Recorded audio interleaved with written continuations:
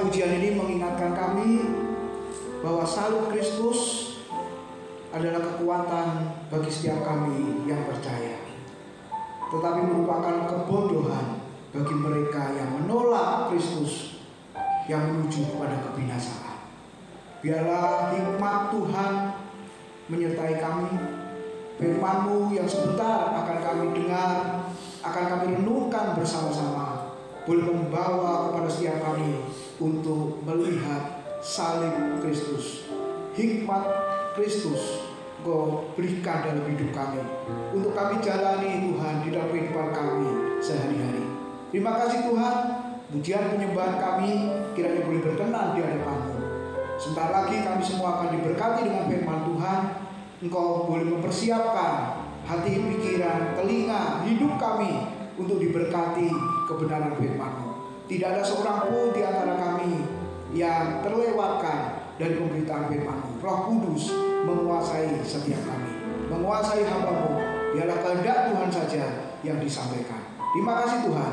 Berkati jemaat yang hadir maupun yang mengikuti ibadah online dimanapun berada. Berkat yang sama Kau curahkan. Terima kasih Tuhan.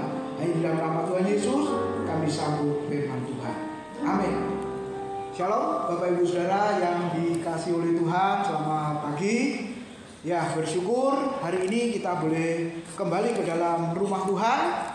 Nah, saya mengingatkan hari Selasa besok Bapak Ibu tanggal 15 Juli ya, yang daftar kelas penginjilan Bapak Ibu ada berapa itu? Hampir 30 ya. Hampir 30, padahal jemaat yang tercatat itu 90 Bapak Ibu. Jadi masih sepertiganya. Saya berharap 50% bisa ikut. Gitu ya, 50% bisa ikut, paling enggak ada ya 45 sampai 50 Bapak Ibu ya ikut, kemudian ditambah rekan-rekan dari luar gereja kita itu ada berapa? 15 mungkin, oh lebih 15, 20-an, belum tambah mahasiswa saya nanti Bapak Ibu, mungkin 25-an saudara ya, mungkin 25-an. Nah puji Tuhan, saudara akan dibekali di situ. Jadi kalau nggak tahu caranya, kok nggak menginjil, nggak tahu caranya gitu ya saudara-saudara. Kalau ditanya ya makanya dikasih tahu caranya, nggak ada waktu. Nah repot dong saudara-saudara kalau sudah begitu ya. Jadi itu akan sulit, kata yang di YouTube itu ya saudara-saudara, sulit katanya. Nah puji Tuhan, saya berharap Bapak Ibu sudah dipersiapkan jauh-jauh hari, mulai 6:30 ya, mulai 6:30 malam, mulai besok Selasa kelas perdana. Yang ngajar banyak Bapak Ibu, ada tim ya, kita semua boleh mendapatkan berkat di situ. Benar-benar kita diberkati dan kita boleh praktekkan nanti Bapak Ibu. Nah hari ini saudara-saudara sesuai dengan khotbah lanjutan, yaitu di Hakim pasal yang ke-14 saudara-saudara. Kemarin Pak Untung sudah menyampaikan di pasal 13. Saya beri judul 3S. Apa itu saudara? Ya pasti nggak tahu saudara, karena memang hanya 3S gitu ya. Biasanya apa 3S itu? Yang Bapak Ibu praktekkan ada di tulisan-tulisan, sapa, senyum, satunya salam ya, sapa, senyum, salam. Nah nggak tahu 3S yang itu masih dipraktekkan apa enggak saudara ya, masih dipraktekkan apa enggak? Ketemu mahasiswa di lift salam aja enggak saudara ya, dianggap nggak kenal siapa orang tua satu ini ya, nggak tahu saya gejala apa itu ya. Tapi waktu sekolah dulu saya terutama diajarin salam, selamat pagi Pak Guru, Bu Guru gitu ya saudara ya. Terus senyum kalau ketemu orang, menerima tamu juga 3S harusnya ya, senyum ya. Syaratnya gampang, asal punya gigi saudara ya, sebab kalau nggak punya gigi senyum itu jadi menakutkan gitu ya. Nah pasanglah gigi palsu gitu ya saudara. Sapa, salam, senyum. Puji Tuhan. Tapi pagi ini kita nggak bahas itu saudara. Kita akan membahas di Hakim pasal 14 ayat 1 sampai 3. Kita baca terlebih dahulu, yang berbunyi demikian. Simson pergi ke Timnah dan di situ ia melihat seorang gadis Filistin. Ia pulang dan memberitahukan kepada ayahnya dan ibunya, Papa, Mama, di Timnah aku melihat seorang gadis Filistin. Sama-sama Bapak Ibu tolong ambillah dia menjadi istriku. Tetapi ayahnya dan ibunya berkata kepada Simson, sama-sama Bapak Ibu, tidak adakah di antara anak-anak perempuan sanak saudaramu atau di antara seluruh bangsa kita seorang perempuan, sehingga engkau pergi mengambil istri dari orang Filistin, orang-orang yang tidak bersunat itu? Sama-sama. Tetapi jawab Simson kepada ayahnya, ambillah dia bagiku sebab dia kusukai. Sudah, kartu mati, saudara. Jadi kalau papa mamanya mendengar anaknya berkata, "Pak, Ma, tolong lamar dia untuk menjadi istriku. Apa pertimbanganmu?" "Karena kusukai." Sudah, papa mamanya ngomong apa, saudara? Karena disukai oleh anaknya. Nah, Bapak Ibu, ini nasihat orang tua ya. Ada di antara Bapak Ibu yang anaknya belum punya jodoh? Ya, termasuk anakku juga ya, saudara ya. Oke, ada yang belum punya jodoh atau yang mulai dekat-dekat, saudara-saudara. Lalu nasihatnya gimana kira-kira? Oke, yang pertama secara umum. Nah, kalau nanti kamu cari jodoh harus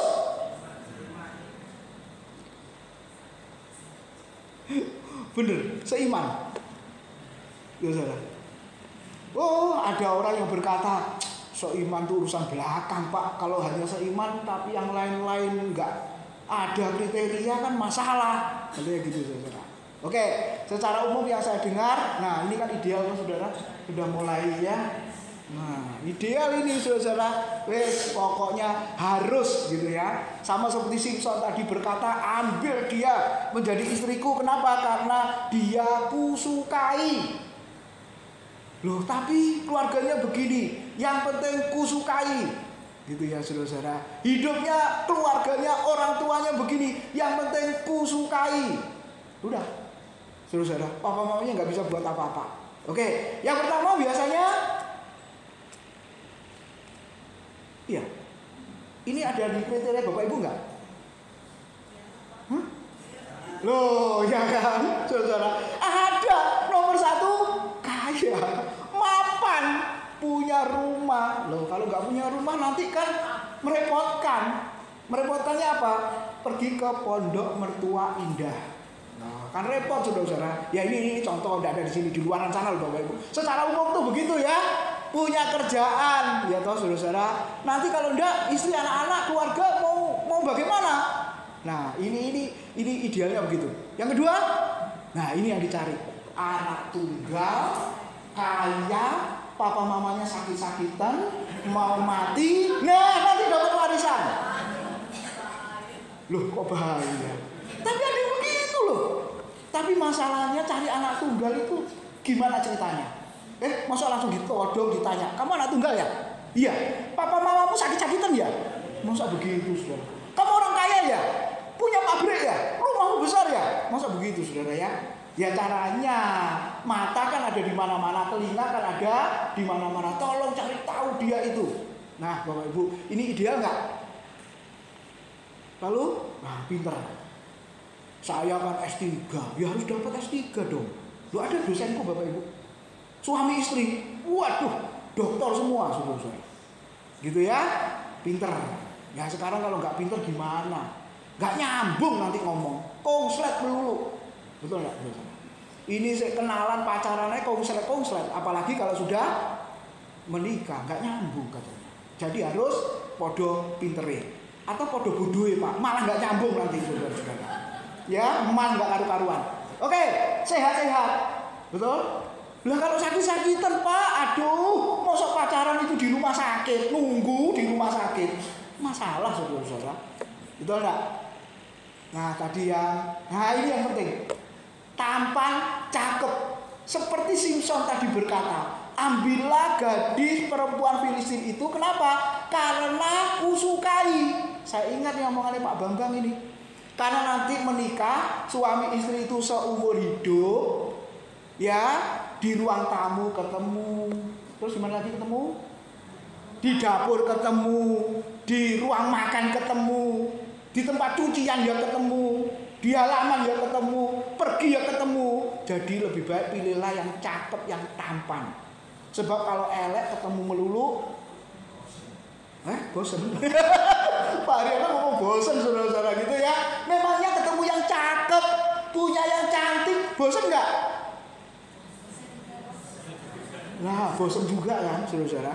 Nanti kita akan lihat Simson ketika mengatakan ambillah dia dengan papa mamanya perempuan Filistin itu untuk menjadi istri. Kenapa? Karena ku sukai. Berarti apa? Cakep nggak saudara-saudara? Kira-kira pertanyaannya, Simson nanti bosen nggak? Istrinya Simson itu siapa sih? Yang dimaksud perempuan Filistin ini siapa? Hah? Wah, gak baca kitab saudara itu. Delila itu selingkuhannya. Selingkuhannya yang kedua. Setelah menikah dengan perempuan Filistin ini, dia jajan di luar, Bapak Ibu. Dikatakan perempuan sudah, ya, nggak disebut istrinya, dan Simson tidak disebut suaminya. Lalu yang ketiga, Delila, tidak disebut istrinya, Bapak Ibu. Nah, kenapa Pak Simson seperti itu? Ingat zaman para hakim. Semua orang berbuat menurut apa yang dipandangnya benar. Selalu kita berpikir siapa istrinya Simson? Delila. Bukan, Delila itu selingkuhannya saudara. Loh, gak percaya? Baca kitabnya. Ya, saya juga kaget. Dulu sekolah minggu juga diajarin. Ya, anak-anak sekolah minggu ya. Istrinya Simson siapa? Delila. Guru sekolah minggunya senyum jajan. Ngajarnya juga begitu. Anak-anak istrinya Simson itu Delila. Padahal bukan. Delila itu selingkuhannya. Lalu istrinya siapa? Perempuan Filistin. Siapa namanya? Gak disebut. Jadi istrinya Simson siapa namanya? Gak disebut. Tapi yang jelas perempuan itu cakep. Buktinya apa? Simson berkata, itu kusukai. Nah, jadi tampan cakep itu penting gak saudara? Penting. Tapi kalau sudah umur 75, 80, 90, bahkan 100, cakep gak? Pasti masih cakep. Yang ngomong suaminya, yang ngomong istrinya.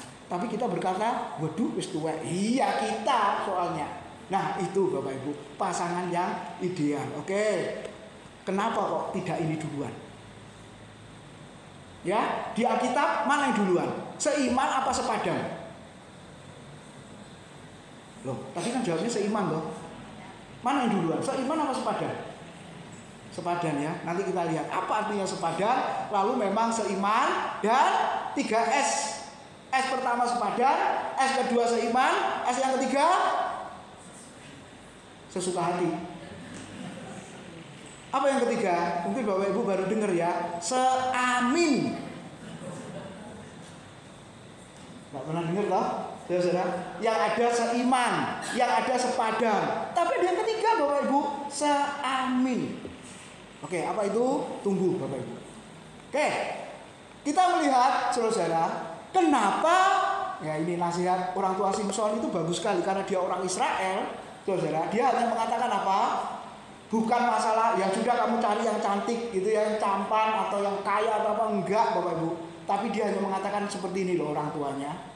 Tidak adakah di antara anak-anak perempuan sanak saudaramu atau di antara seluruh bangsa Israel seorang perempuan sehingga engkau pergi mengambil istri dari orang Filistin, orang-orang yang tidak bersunat itu? Jadi Bapak Ibu nasihatnya hanya satu ya. Kalau engkau mengambil istri, carilah sesama bangsa Israel. Nah, hati-hati. Kalau ini nggak berlaku sekarang ya. Kamu orang Chinese cari yang Chinese, orang Jawa cari yang Jawa. Enggak. Karena apa enggak? Nyangkutnya suku apa? Iya toh, Bapak Ibu. Kalau saudara lagi ke mana? Ke Afrika lalu ketemu yang rada hitam ya sudah, nyangkutnya di situ katanya. Atau kemanapun saudara-saudara. Tapi lihat kenapa zaman itu, makanya saudara-saudara Esau dan Yakub, ya, Yakub dinasihati oleh orang tuanya Ishak mengambil istri dari antara saudara keluarga. Tapi Esau mengambil perempuan di luar keluarganya. Dan kita berkata kelakuan Esau itu menduka citakan hati papa mamanya. Nah, kita kadang-kadang jadi seorang anak itu ketika ambil keputusan untuk menikah, berapa banyak yang peduli kepada orang tua, atau yang kedua membuat orang tua itu sakit hati sebenarnya. Memang tidak diungkapkan Bapak Ibu, tidak diceritakan. Tapi berapa banyak kita ini seperti Esau itu tadi. Nah, apalagi seperti Simpson. Nasihatnya sangat jelas, kau harus ambil seorang perempuan dari antara bangsamu. Nah Bapak Ibu, kenapa? Coba lihat ya secara konteks. Kenapa harus bangsa Israel? Nah, waktu itu kan saudara sangat jelas ya, dimulai dari Abraham nenek moyang dari bangsa Israel, bahwa Israel itu adalah bangsa pilihan. Pilihan Allah. Dari semua bangsa hanya Israel yang dipilih, gitu ya, saudara-saudara. Menjadi milik kesayangan, ayatnya sangat jelas, menjadi milikku, menjadi umatku.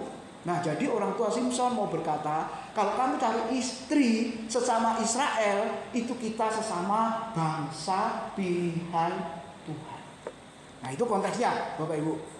Lalu yang kedua, bagaimana caranya mengambil yang satu bangsa itu? Ya, saudara agak jauh ya, sepupu nih rata-rata. Seperti Abraham itu mengambil istri, ya sepupunya, saudara. Lalu Yakub itu kan anak-anak Laban, anak-anak pamannya, berarti kan sepupu, gitu ya. Waduh Pak, kalau begitu sekarang boleh nggak ambil sepupu atau saudara dekat katakanlah? Ada nggak Bapak Ibu? Saya melihat dan kenal hamba Tuhan, Bapak Ibu ya. Itu suami istri, ponakannya cerita kepada saya, itu om sama tante itu masih saudara, katanya gitu. Oh iya, makanya manggilnya kok sama-sama gitu ya, karena itu saudara, katanya gitu. Jadi diambil istrinya, Bapak Ibu. Nah, kenapa kok mesti saudara? Loh, kalau sekarang boleh nggak Pak? Saudara, bahkan saudara dekat. Memangnya gak bosen toh lihat setiap hari waktu masih kecil mainan, lalu ketika dewasa saudara nikahi, bosen nggak? Oh, nggak jawab saudara. Loh iya loh, Bapak Ibu, dari kecil gitu ya, saudara. Saya punya tetangga di Kediri. Kita semua kan masih anak-anak di kampung itu ya Bapak Ibu. Ketika saya ke Kediri mampir gitu ya, kamu menikah sama siapa? Sama ini. Loh, ini kan sama-sama teman kita main dulu. Iya Pak, mbuh kita nggak ada yang lain Pak. Kok cocoknya sama dia katanya? Teman main kecil saudara. Sekarang udah punya cucu, seumuran saya soalnya orangnya. Nah Bapak Ibu, sepupu, saudara dekat ya Bapak Ibu. Untuk apa? Nah ini juga masih ada nih prinsip sekarang ya. Jadi nak, kalau kamu menikah, ya menikahlah sama orang sama-sama kaya. Nah, nanti yang jadi masalah waktu menikah itu hartanya sudah dipisahkan. Ya, Bu Mutaris ya, sudah dipisah ya. Yang laki kantong kotak kolektornya di sana, yang perempuan ada di sini gitu ya. Zaman saya nggak ada kayak gitu, saudara. Jadikan satu, karena keduanya telah menjadi satu. Tapi untuk sekarang kayaknya sulit ya. Loh, aku kalau kaya semua gimana Pak? Lebih baik yang satu kaya, yang satu miskin-kin. Nah itu boleh dipisah Pak. Tapi kalau sama kaya gimana? Loh justru itu harus dipisah. Supaya apa? Nanti tidak jadi masalah di kemudian hari. Lah urung-urung wis mikir masalah saudara. Rebutan uang. Nah itu nggak tahu. Ya, itu Kristen apa enggak? Kayaknya kita enggak ngomongin begitu. Tapi karena budaya ya, ada tradisinya begitu. Ya mungkin kita ikut-ikutan aja begitu. Makanya sama penerima tamu kan ditanya, ini temennya yang laki apa yang perempuan? Nah kalau jawabnya keduanya gimana? Berarti ada kotak yang ketiga. Satu untuk pria, satu untuk mempelai wanita, satu untuk iya.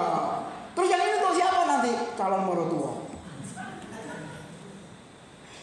Nggak tahu saudara-saudara. Nah zaman itu kenapa harus saudara dekat? Ya karena untuk melanjutkan keturunan sama-sama kaya itu Bapak Ibu. Ya, nah yang ketiga ini penting. Kenapa harus satu bangsa tadi? Harus saudara. Karena semuanya itu menyembah satu Allah. Menyembah Allah yang sama.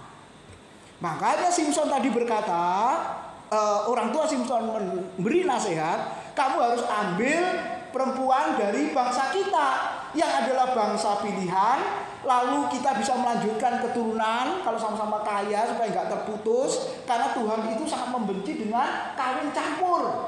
Maksudnya kawin campur di sini adalah yang tidak atau di luar bangsa Israel. Dan yang ketiga ini yang penting, supaya apa? Kita sama-sama menyembah, beribadah kepada Allah yang sama. Kenapa saudara? Karena bangsa Mesir, bangsa Kanaan, bangsa Filistin itu adalah para penyembah berhala. Wah, itu jelas. Dalam konteks PL itu sangat jelas. Ada orang yang cerita kepada saya, Pak, anakku bebas Pak, ada 5 Pak, kayaknya Pancasila. 6 toh kalau Pancasila, agama kan ada 6 toh. Jadi seperti itu Pak, dulu masih 5, karena anaknya 5, mungkin kalau sekarang ada 6, mungkin nambah 1 lagi saudara. Gitu ya, jadi anak-anakmu kemana? Kau bawa kemana? Terserah, bebas, Pancasila, Bhinneka Tunggal Ika. Itu betul, Pancasila, Bhinneka Tunggal Ika itu pasaman negara itu betul. Tapi kalau di keluarga diberlakukan, terus saya tanya, kamu sendiri apa? Gak jelas. KTP-mu tertulis apa? KTP itu yang gak ada artinya. Pokoknya tulis saja, bebas. Padahal sejak kecil istri saya berkata, sekolah minggu, rajin. Ayo Bapak Ibu, sekolah minggu, rajin. Berarti selama ini firman Tuhannya itu yang didengar apa ya? Kok akhirnya ketika dewasa jadi nggak jelas saudara-saudara. Lalu dia cari istri juga sudah nggak sesuku, lalu nggak seiman lagi. Makanya karena nggak sesuku, nggak seiman, karena orang tua ini memberi contoh yang bebas, jadi anak-anak lahir ada 5 ini bebas, terserah. Apa yang terjadi setelah 20-25 tahun kemudian? Nah, masalah itu muncul, saudara-saudara. Waktu masih kecil-kecil aman-aman saja, tapi ketika sudah beranjak dewasa, wah, pusing sendiri sekarang. Jadi kalau ketemu itu saya berkata, gimana? Wes gede, karpe katanya. Loh, ini orang tua model apa, saudara? Tuhan memberi karunia anak kepada kita supaya kita mendidik dengan keras, menanamkan nilai-nilai, apalagi seorang yang percaya. Nilai Alkitab, saudara, kekristenan, Kristus itu diajarkan. Jadi jangan dipikir setelah menikah, oke, seneng, oke, lalu habis itu punya anak, ya wes urusannya gitu ya. Aku mau tidur ya tidur. Siapa yang mendidik dia? Sekolah. Makanya sejak lahir nanti ada baby smile school, ada sekolah untuk bayi. Loh, memangnya baru lahir langsung sekolah, saudara? Enggak kan? Ada umur-umurnya kan di situ, saudara. Siapa tanggung jawabnya? Menurut Alkitab Perjanjian Lama, sekolah yang pertama itu gurunya adalah orang tua. Saya lagi baca buku-buku pendidikan Kristen, Bapak Ibu Saudara. Wah, orang tua berperanan sangat penting. Makanya selalu saya berkata, hari ini lahir, semua bayi lahir mirip ya, bahkan sama, bisa tertukar kalau tidak diberi nama. Betul enggak, saudara? Semua sama. Tapi 25 tahun kemudian, 30 tahun kemudian, ada yang jadi penjahat, ada yang jadi pejabat, betul? Ya, ada yang jadi perampok, ada yang jadi, orang baik juga ada, tapi yang orang jahat juga ada. Kira-kira penyebabnya gimana? Ya, masa, ya, anak-anak pemeliharaan dari orang tua itu. Makanya saudara-saudara, orang tua Simson tadi berpesan, harus cari bangsa Israel. Kenapa? Bangsa pilihan Tuhan, masih bersaudara. Yang penting adalah kita semua menyembah Allah yang sama. Kalau engkau mengambil perempuan Filistin, Allahnya bagaimana? Siapa Allahnya? Dan kita diingatkan satu peristiwa kan, Salomo itu kata kita apa? Istrinya dari perempuan-perempuan asing ini, Kanaan, Mesir. Waduh, saudara. Akhirnya apa, saudara? Nah, ini akibatnya. Mencondongkan hatinya, membuat hatinya bukan dekat dengan Tuhan, tapi dekat dengan Allah-Allah yang lain itu. Nah, berapa banyak kita yang peduli dengan itu, saudara? Kita semua orang tua nantinya, yang masih muda nanti jadi orang tua, yang masih anak-anak juga perhatikan. Engkau seperti Simson itu. Jangan sampai engkau berkata kepada papa mamamu, "Sing penting aku seneng, Pak." Gitu ya. Yang penting kusukai, Pak. Nah, Bapak Ibu, coba, nah ini gambarnya salah.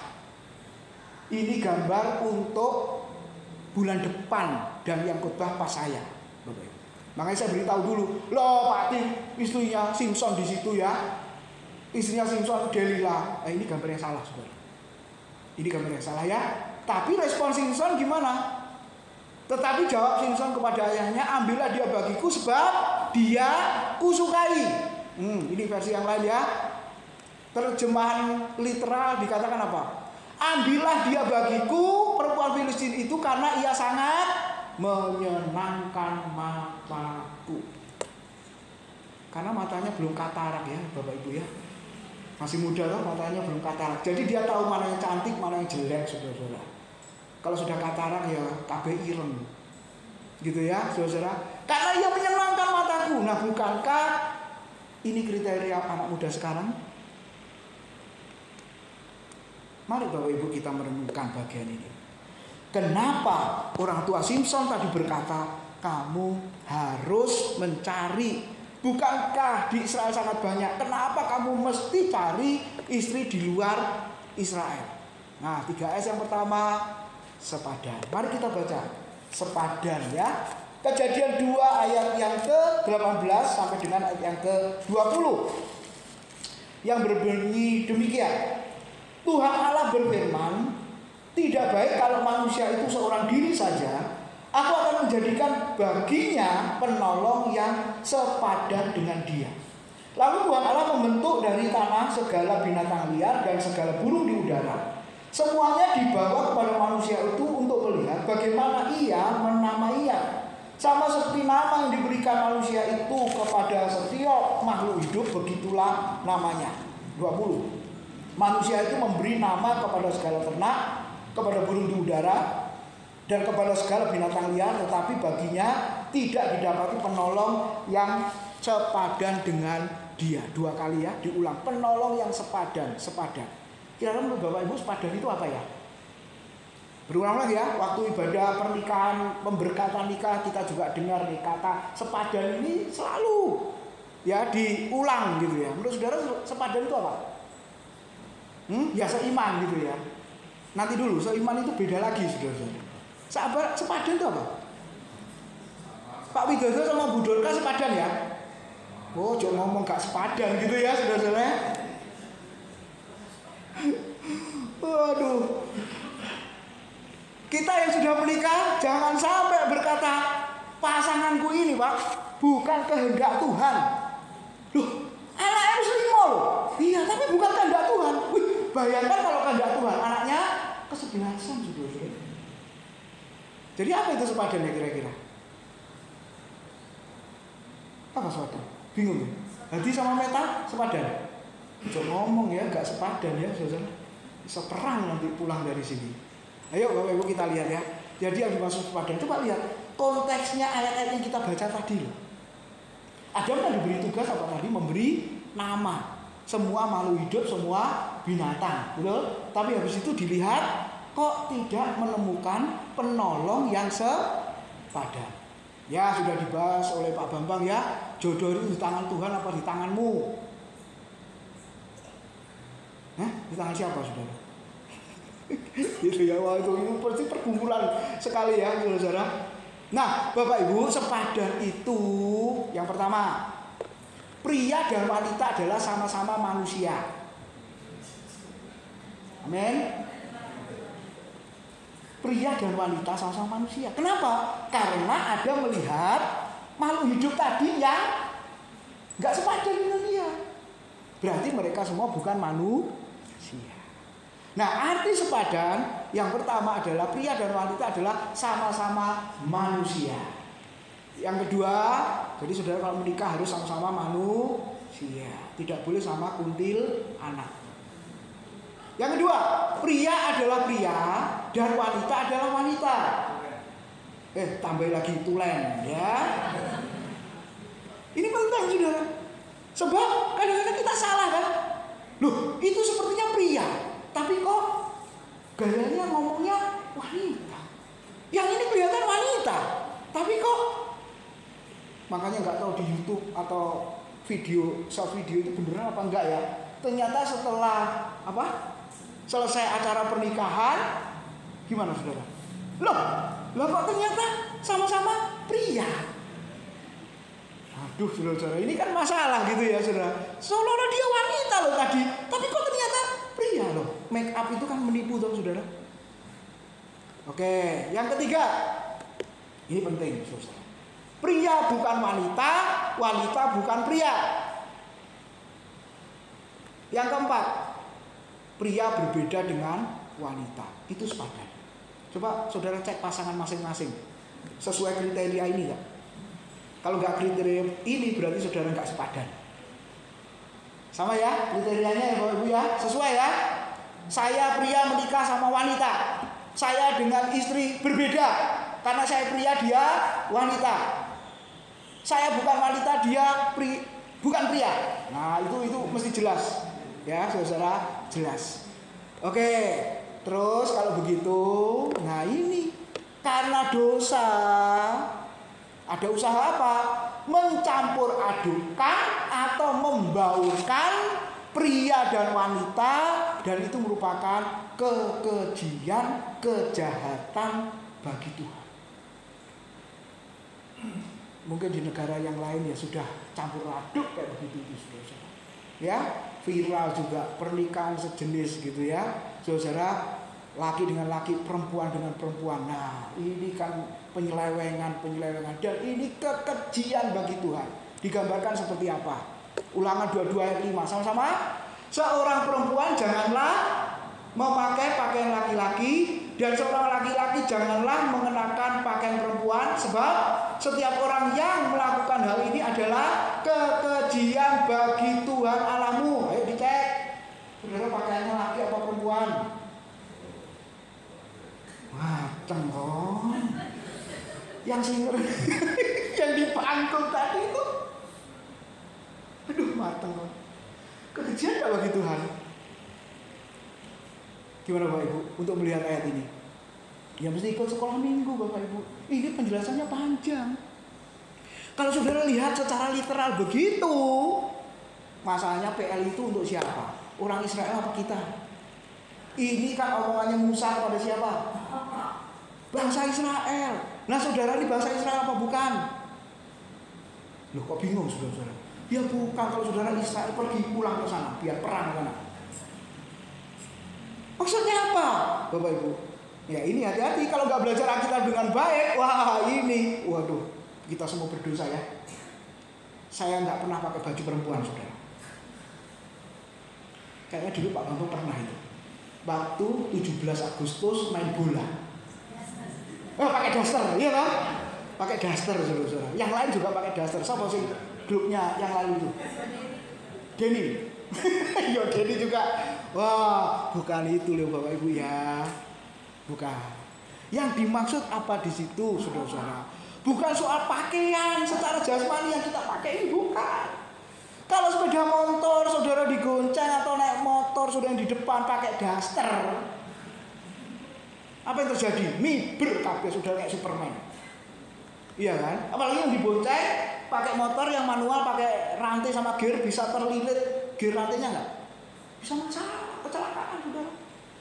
Ya sekarang matic semua ya, tapi bisa masuk rodanya atau Bapak Ibu. Nah bukan ini yang dimaksud Tuhan sebenarnya. Bukan soal pakaiannya. Kalau konteks sekarang ya Bapak Ibu. Tapi yang dimaksud oleh Tuhan jauh ke depan. Kalau ada orang yang mencampur adukkan atau membaurkan antara pria dan wanita. Makanya ada istilah separuh pria separuh wanita. Ada persekutuan kaum waria juga. Saya pernah melayani 2 kali. Saya panggil bapak-bapak. Loh ternyata perempuan semua. Mau pakai rok semua. Lalu saya panggil ibu-ibu. Laki-laki semua kenyataannya. Iya kan? Jadi susah mau manggil apa sekarang? Biasanya kan shalom Bapak Ibu Saudara, betul? Di situ nggak bisa ngomong Bapak Ibu Saudara, ngomongnya harusnya shalom ibu-ibu, karena itu sebenarnya kan perempuan, laki semua ya, shalom bapak-bapak gitu ya. Ya saya hanya berkata sama koordinatornya itu, saya kasih tahu alamatnya di mana, nanti saudara ikut ke sana lagi. Dia sudah tak kasih tahu ada di Surabaya dan dia buka cabang di mana-mana, persekutuan doa kaum waria. Saya hanya bilang sama koordinatornya, Pak, sudah berapa lama ini? Puji Tuhan Pak, berkembang sudah 8 tahun zaman itu. Jemaatnya bertambah Pak. Oh ya, bertambah. Bertambah seperti apa jemaatnya? Normal? Ya enggak, nenek kabeh Pak. Pak, harusnya persekutuan doa model begini ditutup. Loh, Pak Tim kok ditutup gimana sih? Iya, Ditutup lalu diganti persekutuan kaum pria. Ini kan kenyataannya pria semua kan? Wah, angel Pak, angel. Makanya Pak Tim kalau khotbah jangan singgung banci, pemburit tidak mendapat bagian dalam kerajaan surga.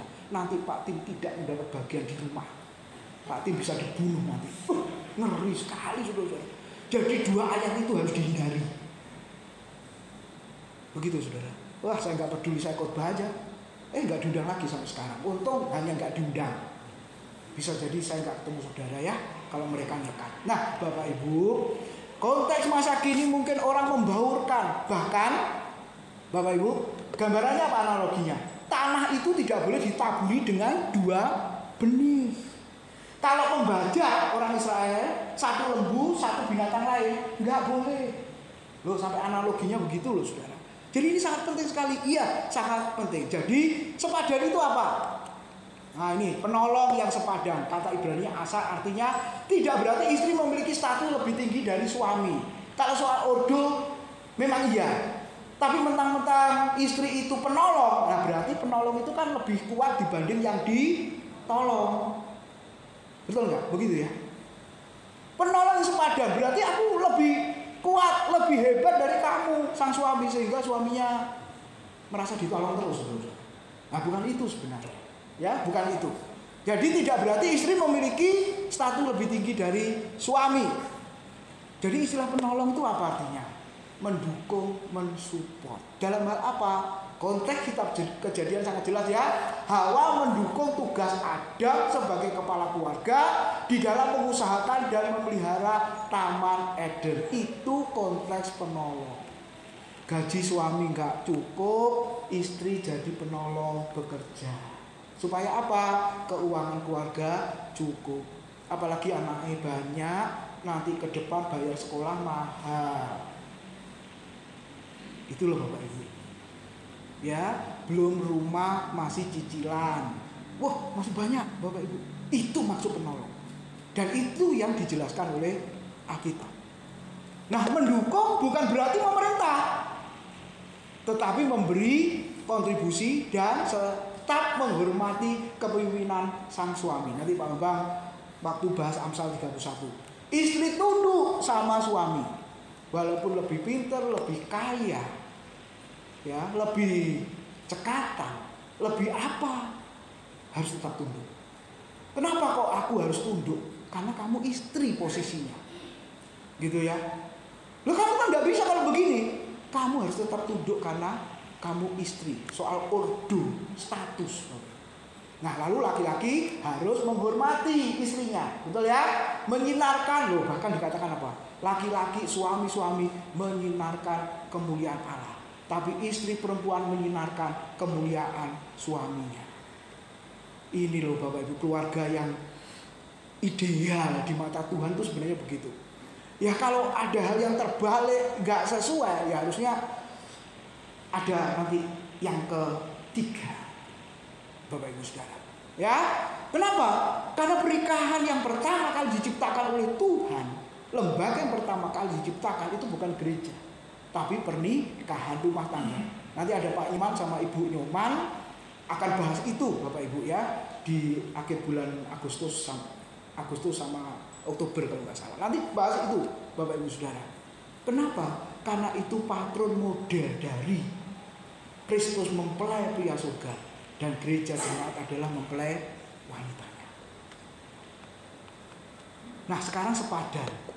Sebenarnya sepadan itu bersifat, pria dan wanita itu bersifat berpadanan, artinya sepertimu.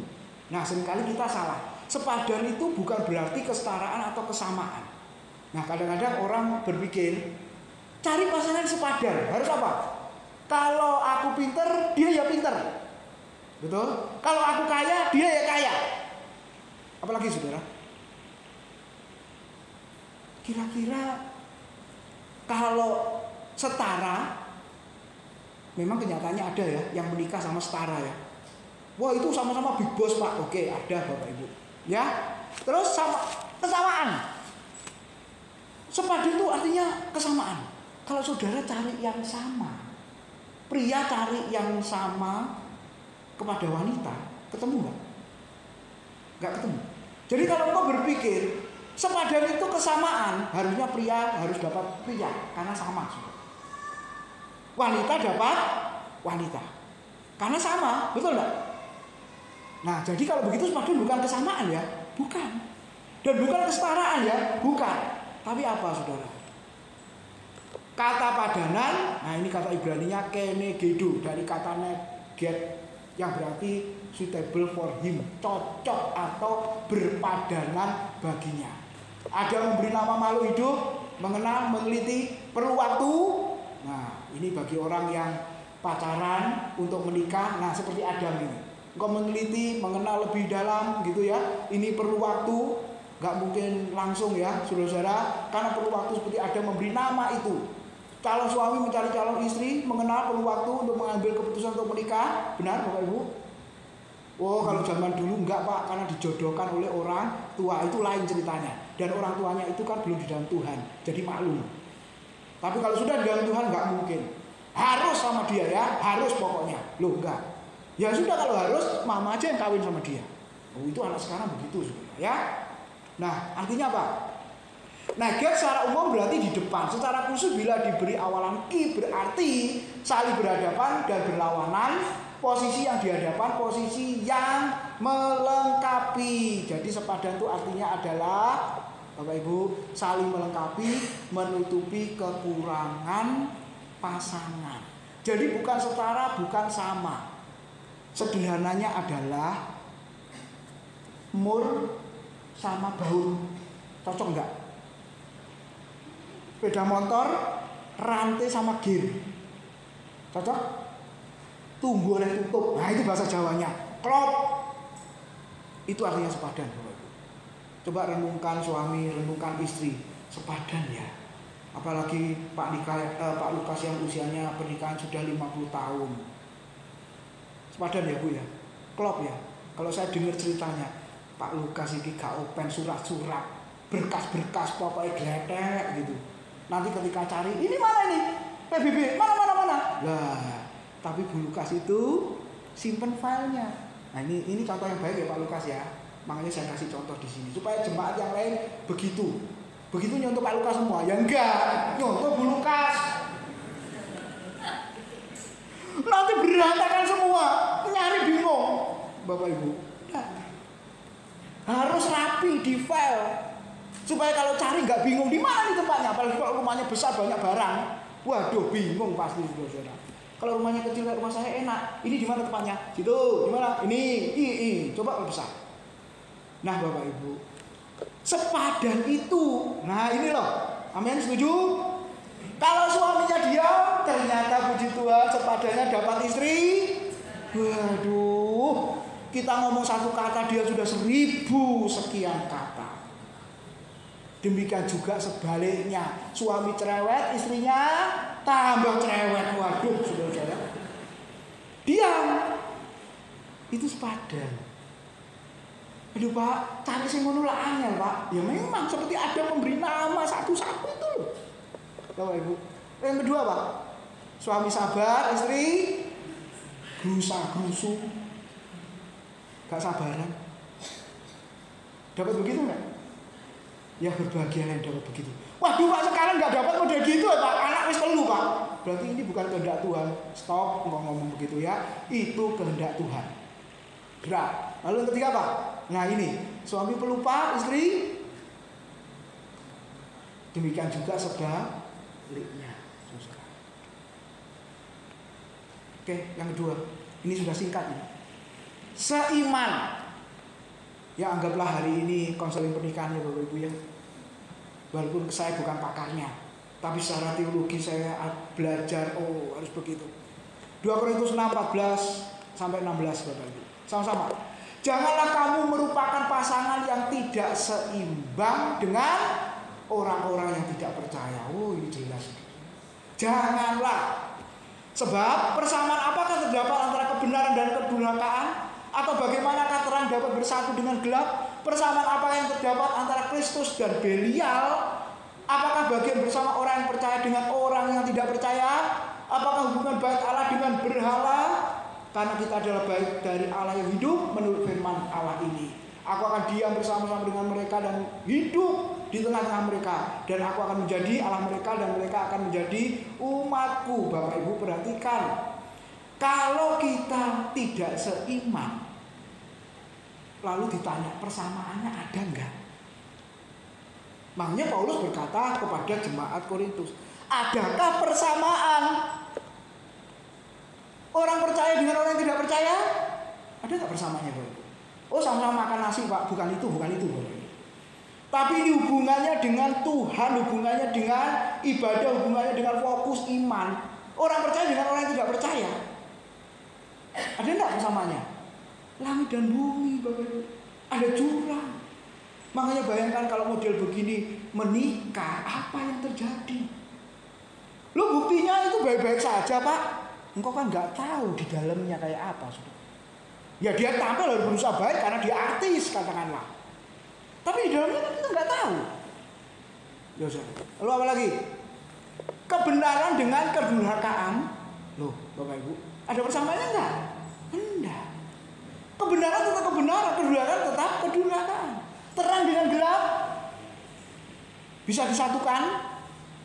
Nggak bisa.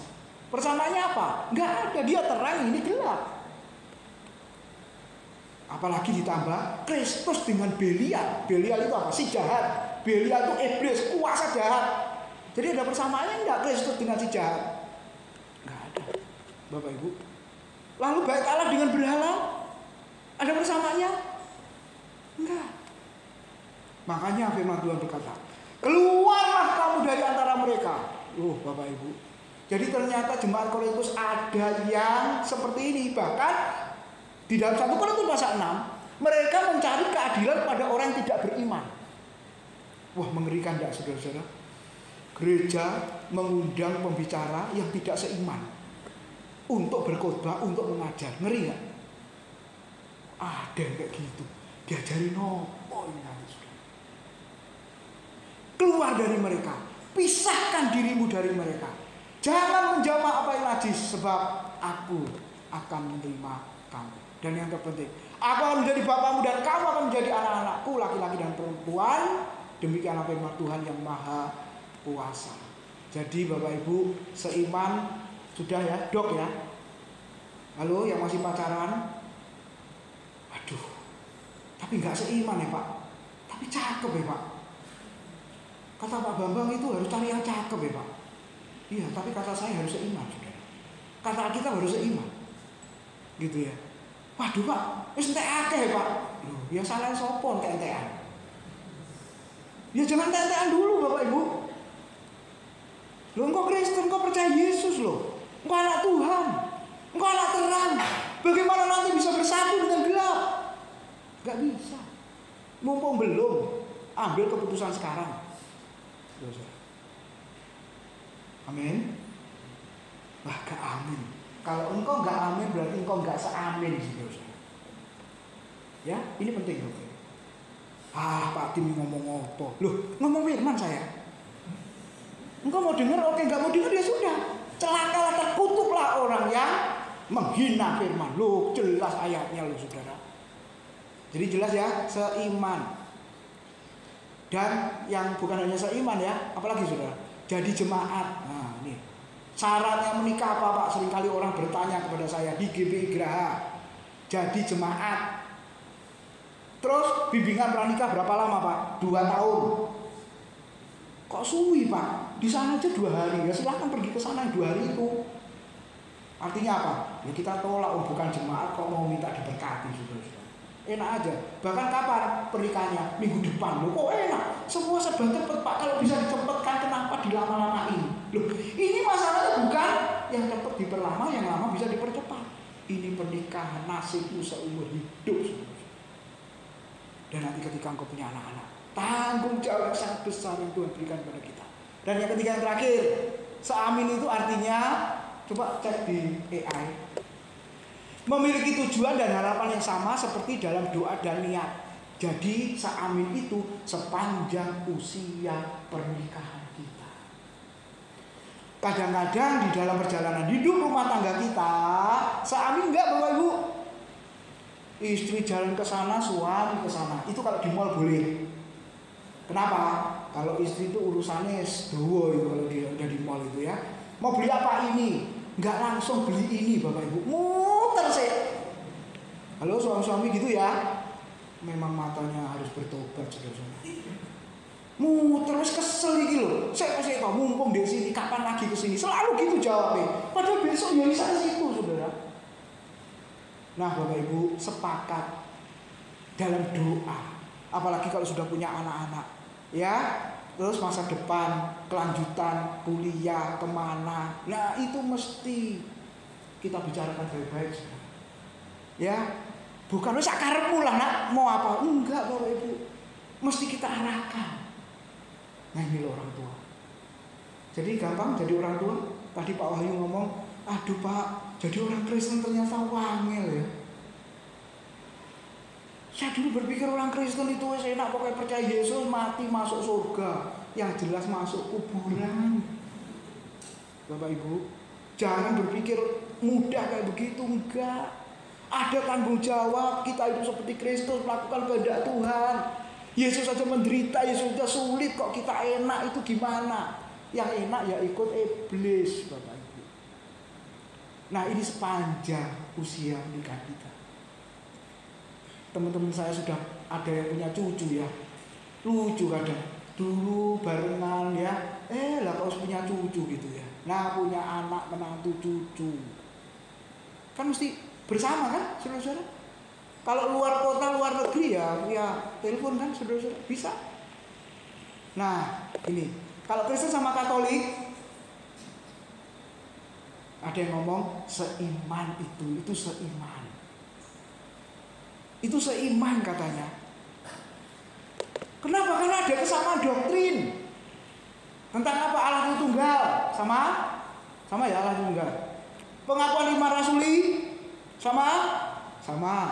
Tapi ada banyak bedanya. Makanya kalau banyak bedanya berarti nggak seiman. Buktinya dibedakan enggak Kristen sama Katolik? Beda. Di perumahan tempat kami ada grup WA Kristen Katolik. Gak ketemu, saudara. Gak ketemu. Ya karena jumlahnya sedikit akhirnya digabung saja. Gak ketemu. Kalau persekutuan nanti ke situ sulit. Makanya ketika saya undang Natalan, mereka nggak respon sama sekali. Ya, mohon tulis yang hadir untuk Natalan. Satu pun nggak ada yang tulis. Ya, saya batalin Natalannya. Nggak ada yang hadir. Mungkin mereka sadar itu beda. Ya, tapi Pak RT berkata harus jadikan satu aja. Beda. Saya udah ngomong ini beda Pak. Ya mereka kan nggak ngerti, saudara-saudara. Yang penting kan Kristen, yang penting kan ke gereja katanya gitu. Nah, beda. Jadi jawabannya Kristen Katolik seiman apa enggak? Nah, bingung kan saudara-saudara? Enggak. Janganlah kamu menjadi pasangan yang tidak seimbang, pasangan yang tidak seiman. Loh, jelas. Tapi sekadung ya Pak, ya wis, mau diapain? Tapi kalau Katolik dengan Katolik itu namanya seamin. Terus kalau Kristen dengan Kristen seamin. Tapi ya masalah enggak? Podo Kristen nih ya bisa konflik dulu, bahkan cerai ada enggak? Makanya seamin itu seumur hidup pernikahan kita. Kita semua ada di fase itu Bapak Ibu. Kita sudah enggak kasih alasan sepadan apa enggak. Kita sudah enggak ngomongin lagi seiman apa enggak. Sudah seiman kok Bapak Ibu. Tapi seamin ini loh. Ini pergumulan di dalam hidup pernikahan kita seumur hidup kita. Jadi sebagai orang tua perhatikan nasihat firman Tuhan ini. Sebagai anak-anak juga perhatikan nasihat firman Tuhan ini. Kiranya Tuhan menolong kita. Jadi 3S itu apa Bapak Ibu? Sepadan, seiman, seamin. Gak cukup hanya sepadan dan seiman saja. Harus seamin. Jangan mengadakan kawin campur. Jangan ada kemitraan persekutuan dengan kesepakatan palsu. Ayat terakhir. Kenapa ini sangat penting? Wahyu 19 ayat 7. Baca sama 2, 3. Marilah kita bersuka cita dan bersorak-sorai dan memuliakan Dia Karena hari perkawinan anak domba telah tiba dan pengantinnya telah siap sedia. Kristus adalah mempelai pria surga, dan jemaat saudara-saudara adalah pengantin perempuannya. Jadi perhatikan, Kristus mencari, berusaha mendatangi mempelai wanitanya dengan pengorbanan dirinya di atas kayu salib. Bapak Ibu, ketika dia mati di atas kayu salib, lambungnya ditusuk, keluar darah dan air. Itu simbol dari gereja, simbol dari kehidupan. Maka saudara-saudara sebagai pengantinnya, maukah berkorban juga bagi dia? Kita sudah merasakan kebaikan Tuhan itu, keindahan Tuhan itu. Apakah bukti kita sudah merasakan itu? Bapak Ibu, biarlah kita setia melayani dia, setia beribadah padanya. Amin. Tuhan memberkati. Mari bangkit berdiri, kita berdoa. Terima kasih buat kebenaran firman-Mu siang hari ini Tuhan. Kami boleh belajar tentang perkawinan Simson yang tidak direstui orang tua, yang tidak direstui oleh Tuhan karena tidak sebangsa, dan akhirnya menjerumuskan dalam kehidupan rumah tangga itu hal-hal yang tidak berkenan kepadamu, yaitu penyembahan berhala, hidup yang tidak sesuai dengan keinginan Tuhan. Biarlah kami menyadari kelemahan, keterbatasan kami pada siang hari ini. Sebagai orang tua yang memiliki anak yang mungkin mau menikah, Tuhan, berilah hikmat akal budi kepada para orang tua, kepada anak-anak yang akan mengambil keputusan untuk menikah. Tuhan, jangankan biarkan mereka salah mengambil keputusan. Biarlah semuanya itu disesuaikan dengan kehendak-Mu. Terima kasih Tuhan.